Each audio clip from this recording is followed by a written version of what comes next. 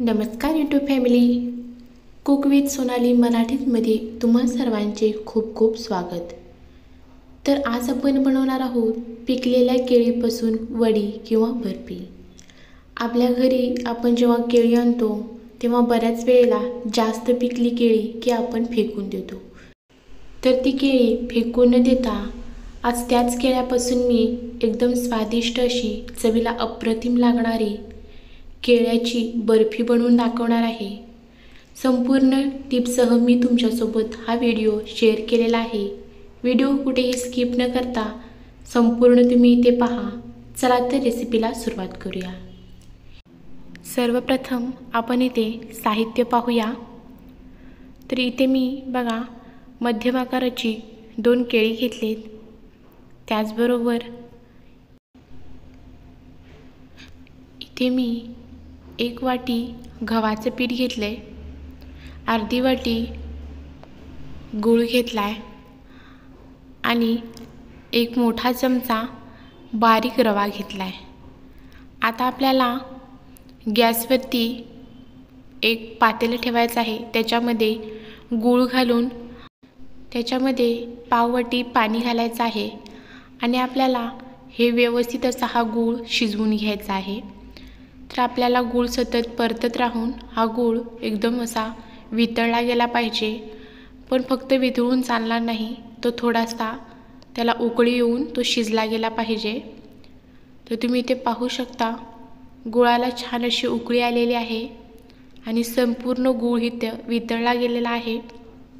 अशा छान छान रेसिपीसाठी माझ्या चॅनलला सबस्क्राईब आणि लाईक करा आणि बेल आयकॉनचे बटन दाबा, म्हणजे माझ्या सर्व रेसिपींचे नोटिफिकेशन तुम्हाला मिळून जाईल.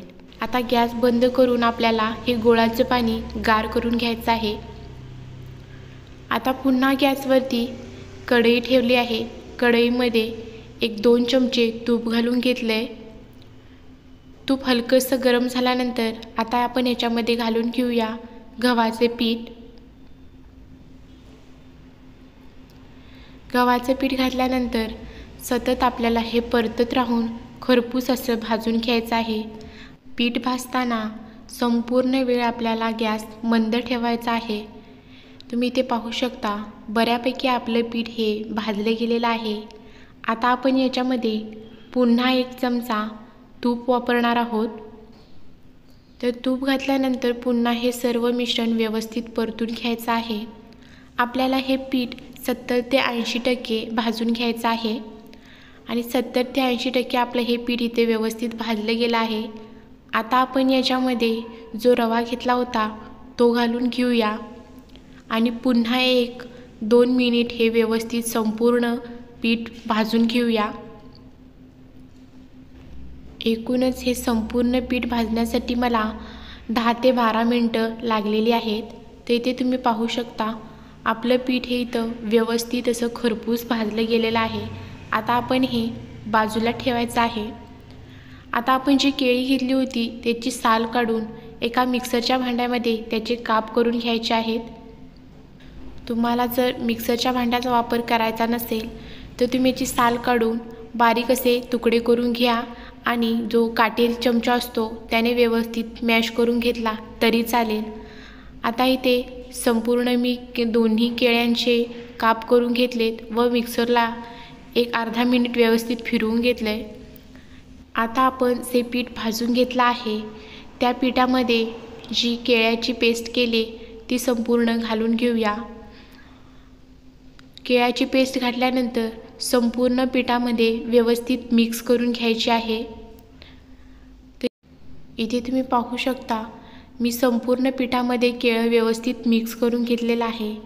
आता आपण जो गूळ पाण्यामध्ये घालून शिजवून घेतला होता ते पाणी आपण याच्यामध्ये घालणार आहोत. तर इथे मी संपूर्ण गुळाचं पाणी या पिठामध्ये घालून घेतलं आहे.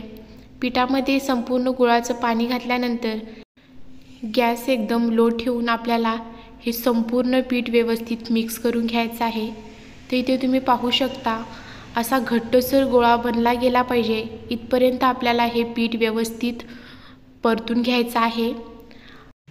व्हिडिओमध्ये तुम्हाला दिसत असेल पीठ हे कढईला न चिकटता त्याचा व्यवस्थित गोळा बनला जातोय. या पद्धतीनेच आपल्याला हे पीठ बनवून घ्यायचं आहे। तर एक अर्धा मिनिट पुन्हा हे व्यवस्थित पीठ मी परतून घेतलेलं आहे। आता आपण गॅस बंद करायचा आहे। गॅस बंद केल्यानंतर ही मी पुन्हा हे अर्धा मिनिट पीठ व्यवस्थित मिक्स करून घेतले।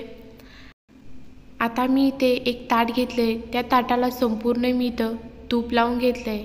आता आपल्याला हे वडीचं जे मिश्रण आहे ते ताटामध्ये काढून व्यवस्थित असं हे सेट करून घ्यायचं आहे। तर इथे तुम्ही पाहू शकता या पद्धतीने व्यवस्थित हे पीठ असं सेट करून घेतलंय। आता आपण ह्याच्यावरती थोडेसे ड्रायफ्रूट वापरणार आहोत। तर इथे मी काजू, बदाम आणि पिस्ता छान व्यवस्थित बारीक करून घेतले। ते संपूर्ण ड्रायफ्रूट आपण ह्या वडीवरती व्यवस्थित पसरवून घेऊया।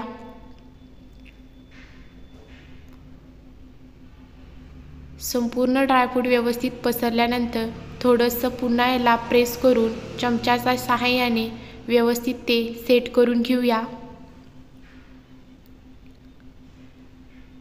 बघा इथं मी संपूर्ण ड्रायफ्रूट्स व्यवस्थित सेट करून घेतलेत। तुम्ही ही रेसिपी एकदा नक्की ट्राय करून बघा, तुम्हाला नक्की आवडेल, कारण ही पौष्टिक आहे। आपण याच्यामध्ये गूळ आणि गव्हाच्या पिठाचा वापर केलेला आहे। तुम्हाला हवं असेल तर तुम्ही हे एक तासभरासाठी फ्रीजमध्ये ठेवू शकता, पण मी ही फ्रीजमध्ये न ठेवता रात्रभर अशीच बाहेर ठेवली होती व आता सकाळी मी तुम्हाला इथे छान अशा याच्या वड्या पाडून दाखवणार आहे। तर आता याच्या व्यवस्थित अशा वड्या पाडून घेऊया। बघा एकदम परफेक्ट अशा याच्या वड्या पडल्या जातात, अजिबात कुठेही वडी मोडली जात नाही आहे। इथे मी संपूर्ण वडीला व्यवस्थित कट करून घेतलेत। आता आपण ह्या एका प्लेटमध्ये काढून घेऊया। तर बघा अगदी सहजपणे ह्या वड्या निघल्या जात आहेत। बघा काय सुरेख ह्या वड्या बनल्या गेल्या आहेत। दिसायला जितक्या ह्या अप्रतिम दिसतात तितक्याच चवीलाही खूपच छान लागतात। तुम्ही ही रेसिपी एकदा घरी नक्की ट्राय करा, तुम्हाला नक्की आवडतील। ही रेसिपी जर तुम्ही एकदा केलात तर तुम्ही पुन्हा पुन्हा केळी केव्हा पिकणार याची नक्की वाट बघाल, याची खात्री आहे। रेसिपी आवडली असेल तर चॅनलला सबस्क्राईब आणि लाईक करा आणि तुम्ही ही रेसिपी एकदा खरंच नक्की ट्राय करून पहा। 4 ते 5 दिवस ही वडी अगदी आरामात टिकते, त्यामुळे तुम्ही बाहेर जायचं असेल तरी ही वडी बनवून घेऊ शकता। धन्यवाद।